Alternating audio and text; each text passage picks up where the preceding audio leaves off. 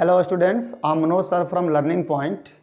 तो बेटा आज जैसा कि आप जानते हैं कि आज जो सीरीज चल रहा है सिंथेसिस का, उसमें आज हम लोग पढ़ेंगे नाउन या फ्रेज इन अ पोजीशन का प्रयोग करके सिंपल सेंटेंस को बनाना। हम सिंपल सेंटेंस इस मेथड से कैसे बनाते हैं इसके बारे में आज हम आपको पढ़ाएंगे। ठीक है, तो आज का टॉपिक क्या है? नाउन या फ्रेज इन अ पोजीशन का प्रयोग करके। तो बेटा सबसे पहले आपको ये जानना होगा जो टॉपिक है, इस टॉपिक के कुछ वर्ड्स जो हैं टेक्निकल, इनको आपको समझना होगा। देखिए जैसे दिया है नाउन, तो नाउन मीन्स क्या होता है? Naming word.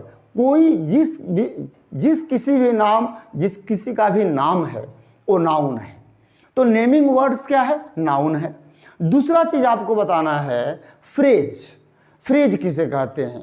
A group of words without verb, मतलब कि बिना क्रिया के शब्दों के समूह को फ्रेज कहते हैं। फ्रेज को हिंदी में हम वाक्यांश कहते हैं।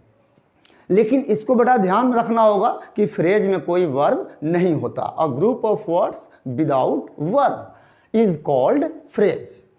अब देखिए इसमें तीसरा जो शब्द है इन अपोजिशन। अपोजिशन का मतलब होता है जो समान अधिकार रखता हो, यानी अधिकार में, समान अधिकार में। तो चलिए आज हम लोग इसी चीज़ को पढ़ेंगे।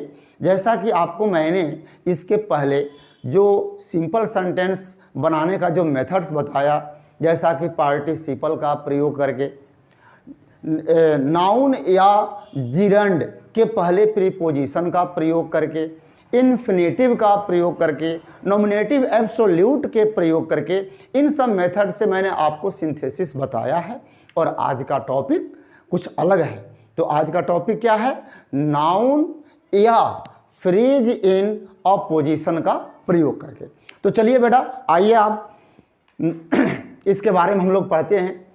देखिए इसमें दिया है कि Rohan is a teacher. Rohan is a teacher, he is very gentle. अब देखिए इसमें जो मेन सब्जेक्ट है रोहन, नाउन है। अब इसमें आपको करना क्या होता है, जब भी आप नाउन या फ्रेज इन अ पोजीशन के मेथड से सिंपल सेंटेंस बनाते हो तो इसमें डबल कॉमा का प्रयोग होता है। और जो डबल कॉमा का बीच में जो शब्द आते हैं उन्हें हम अपोजिशन कहते हैं। ये भी आपको याद रखना है। अपोजिशन हमेशा दोनों कॉमाज के बीच में होता है। तो देखिए रोहन, पहले हम रोहन को लिखेंगे, रोहन। रोहन के बाद क्या करेंगे? कॉमा कर देंगे। क्लियर? अब देखिए Rohan is a teacher. Rohan क्या है? एक शिक्षक है। ही इज वेरी जेंटल, वे बहुत जेंटल हैं। तो देखिए अब यहाँ पर आपको मैं एक और भी थोड़ा टेक्निकल मेथड से समझाता हूँ जो ज़्यादा आपको सूट करेगा। जो भी नाउन रहेगा उसके दोनों सेंटेंस में अलग अलग विशेषता होते हैं। अब जैसे देखिए रोहन इज अ टीचर, यहाँ रोहन की क्या विशेषता है? वो एक टीचर है। और ही इज वेरी जेंटल, वे बहुत जेंटल है। तो अब देखिए रोहन की दो विशेषता हो गई, टीचर भी हैं और जेंटल भी हैं। तो पहले हम यहाँ क्या लिखेंगे? रोहन। रोहन के बाद में जो भी पहला इनका विशेषता है उसको हम लिखेंगे। तो पहला विशेषता क्या है? A teacher. यहाँ लिख देंगे अ टीचर। ओके। अब देखिए यहाँ पर फुल स्टॉप है, यहाँ कॉमा कर देंगे। अब दूसरे सेंटेंस में हम लिंकिंग वर्ब हो या हेल्पिंग वर्ब हो या मेन वर्ब हो, वहां से सेंटेंस को पकड़ना होता है। इस चीज को बिल्कुल स्पष्ट समझना आप। लिंकिंग वर्ब हो या हेल्पिंग वर्ब हो, जिसको आप ऑक्सिलियरी वर्ब कहते हो, या मेन वर्ब हो। तो देखिए यहाँ पर इज जो है लिंकिंग वर्ब है, हम इज से पकड़ेंगे। इज वेरी जेंटल और फुल स्टॉप। बस ऐसे ही आपको करना है। अगला देखिए Monu was the best boy in the class. Monu class में सबसे अच्छा लड़का था। ही वाज द मॉनिटर, वह मॉनिटर था। तो देखिए यहाँ मोनू की दो विशेषता है। पहला विशेषता क्या था? कि वह क्लास में सबसे अच्छा लड़का था। और दूसरा विशेषता क्या है? कि वह मॉनिटर था। तो पहले हम क्या करेंगे? मोनू को लिखेंगे। मोनू। ओके, अब देखिए मोनू के बाद पहली विशेषता क्या है, the best boy in the class, comma कर देंगे, the best boy in the class. Okay, अब देखिए जो फुल स्टॉप है फिर इसको कॉमा कर देंगे, तो देखिए ये कॉमा और ये कॉमा दोनों के बीच में आ गया। अब अगले पार्ट में वाज से हम पकड़ेंगे, was the monitor, full stop.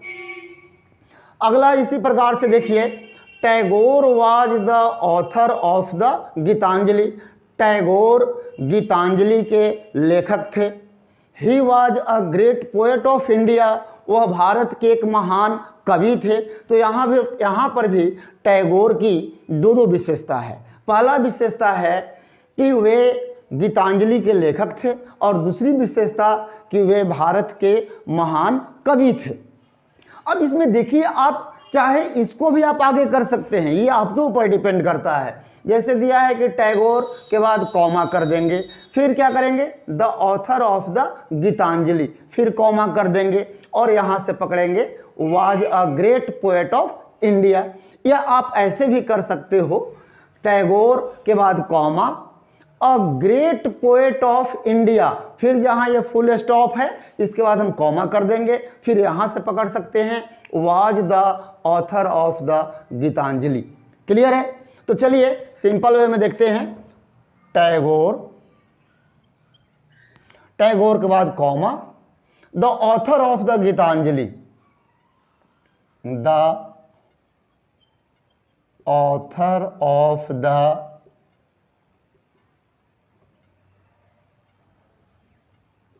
Geetanjali. अब यहां पर हम कॉमा कर देंगे, फिर यहां वाज से पकड़ेंगे, was a great poet of India, बन गया।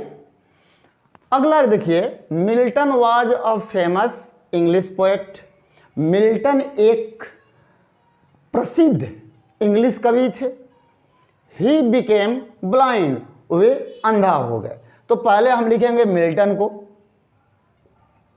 मिल्टन कॉमा, पहली विशेषता क्या थी, a famous English poet, a famous English poet, फिर यहां पर कॉमा कर देंगे। अब क्या करेंगे, देखिए यहां हेल्पिंग वर्ब या लिंकिंग वर्ब नहीं है, लेकिन मेन वर्ब है, बिकेम से पकड़ लेंगे, बिकेम ब्लाइंड, फुल स्टॉप। यही तरीका है, यही इसका मेथड है। बस आपको यही समझना है कि जब नाउन या फ्रेज इन अपोजिशन से बनाएंगे तो डबल कॉमा का प्रयोग निश्चित रूप से करना है, और जो आपका डबल, दोनों जो डबल कॉमाज के बीच में जो शब्द होंगे उन्हें हम अपोजिशन कहते हैं। अगला देखिए, Rana Pratap was a brave warrior, Rana Pratap एक महान या बहादुर योद्धा थे। He was the king of Mewar, वे मेवाड़ के राजा थे। तो देखिए यहाँ भी राणा प्रताप की दो विशेषता है। पहली विशेषता है कि एक बहादुर योद्धा थे और दूसरी विशेषता है कि मेवाड़ के राजा थे। तो दोनों विशेषता में बेटा आप कोई भी विशेषता को पहले लिख सकते हो। चलो मैं आपको समझाने के लिए इस बार मैं इस विशेषता को पहले लिखता हूं, ध्यान दीजिए, Rana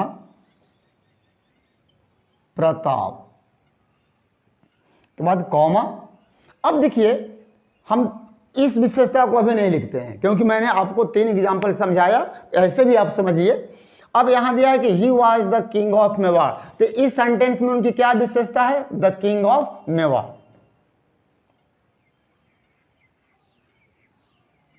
the king of Mewar. अब देखिए मेवाड़ के पास फुल स्टॉप है, इसको हम कॉमा में बदल देंगे, आ गया डबल कॉमा में। अब क्या करेंगे कि हम यहां से वाज से पकड़ेंगे, was a brave warrior, was a brave warrior, full stop. ये दोनों मेथड से आप कर सकते हैं, इसमें बिल्कुल आपको कंफ्यूज होने की आवश्यकता नहीं है।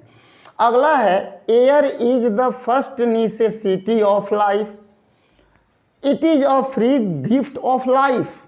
बहुत सुंदर। अब देखिए एयर की दो विशेषता है।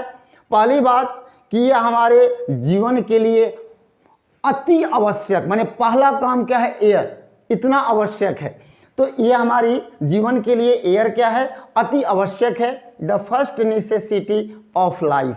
और दूसरा इसकी क्या विशेषता है, a free gift of life, यह जीवन का मुफ्त का उपहार है। ठीक है, तो पहले लिखेंगे, देखिए एयर, एयर के बाद कॉमा कर देंगे, द फर्स्ट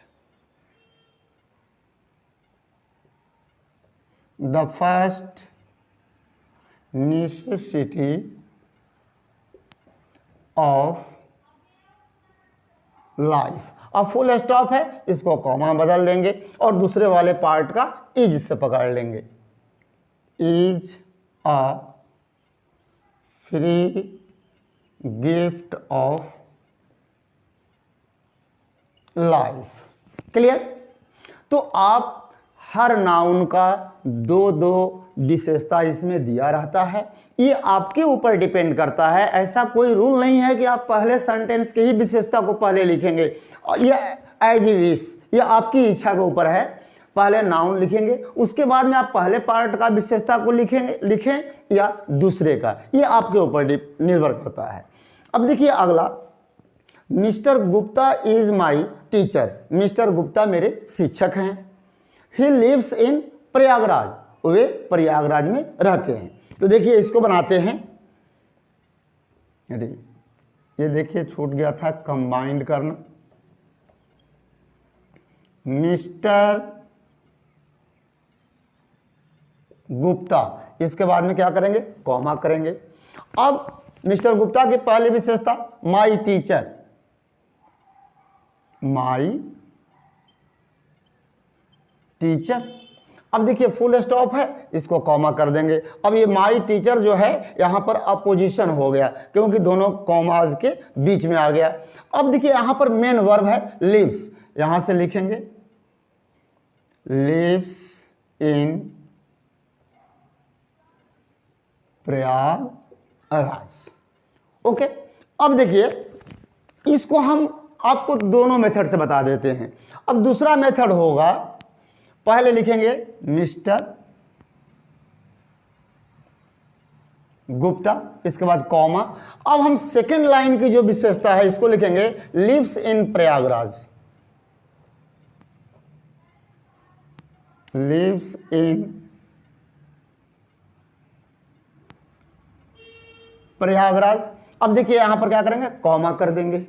अब हम फर्स्ट लाइन से इज से पकड़ेंगे, पहले सेंटेंस का इज से, इज माई टीचर, बस।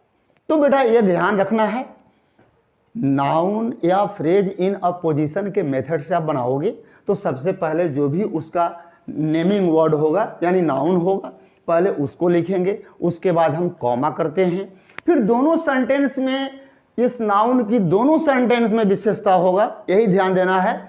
अब आप पहले सेंटेंस के विशेषता को पहले लिखिए या दूसरे वाले सेंटेंस की विशेषता को पहले लाइए, ये आपके ऊपर डिपेंड करता है। तो बेटा इस वीडियो को बहुत पीसफुली आप देखना, बिल्कुल कॉन्सेंट्रेट होकर देखना और लाइक सब्सक्राइब करना तो बिल्कुल मत भूलना।